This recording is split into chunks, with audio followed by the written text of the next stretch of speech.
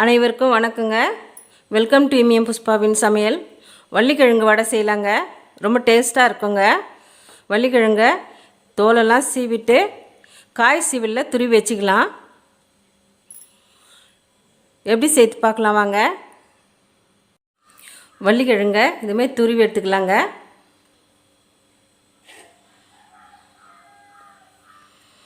இந்த வள்ளிக்கிழங்கு துருவலில் 2 வெங்காயம் பொடியாக கட் பண்ணி சேர்த்துக்கிறேன்.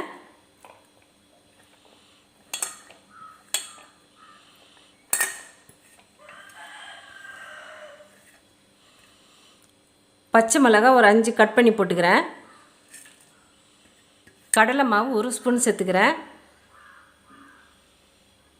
பச்சரிசி மாவு 1 ஸ்பூன் சேர்த்துக்கிறேன். அரிசி மாவு சேர்த்தா வடை நல்லா சூப்பராக டேஸ்ட்டாக இருக்குங்க. 1/2 ஸ்பூன் சோம்பு போட்டுக்கிறேன்.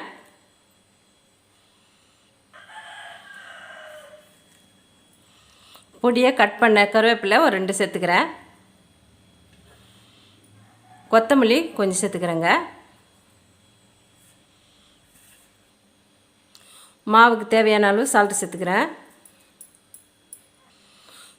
கொஞ்சமாக 1 ஸ்பூன் நல்லெண்ணெய் ஊற்றிக்கிறேன். வள்ளிக்கிழங்குல தண்ணி இருக்கும், அதனால் கொஞ்சமாக தண்ணி சேர்த்து இதுமாரி நல்லா கெட்டியாக பிசைஞ்சு வச்சிடலாங்க. கடாயை வச்சு ஆயில் ஊற்றிருக்குறேங்க. எண்ணெய் நல்லா சூடாயிடுச்சு. இப்போ சிம்மில் வச்சுக்கிறேன். வள்ளிக்கிழங்கு இதுமாரி வடை தட்டி போட்டுக்கலாம்.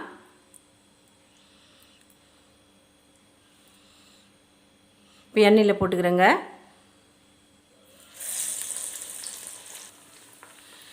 இனிப்பு காரம் 2 சேர்ந்து இருக்கிறதுனால வடை நல்லா டேஸ்ட்டாக இருக்குங்க. குழந்தைங்களுக்கு கிழங்கு வகையில் இதுமாரி பல விதமாக செஞ்சு கொடுத்தா ரொம்ப நல்லதுங்க. இந்த வள்ளிக்கிழங்கு வச்சு நான் வடை செஞ்சுருக்கிறேன்.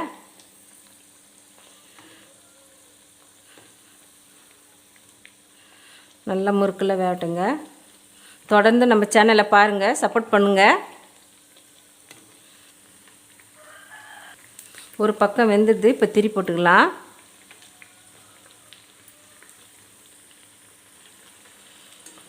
வடை நல்லா வெந்துடுதுங்க. அனலில் மீடியம் சைஸில் வச்சு பொரிச்சு எடுக்கணுங்க. இப்போ இதை எடுத்துடலாம்.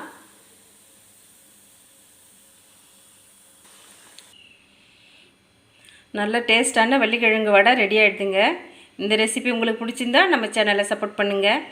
லைக் பண்ணுங்கள், ஷேர் பண்ணுங்கள், கமெண்ட் பண்ணுங்கள், சப்ஸ்கிரைப் பண்ணுங்கள். மறக்காமல் பக்கத்தில் இருக்க பெல் பண்ணி கிளிக் பண்ணிவிடுங்க. தேங்க்யூ.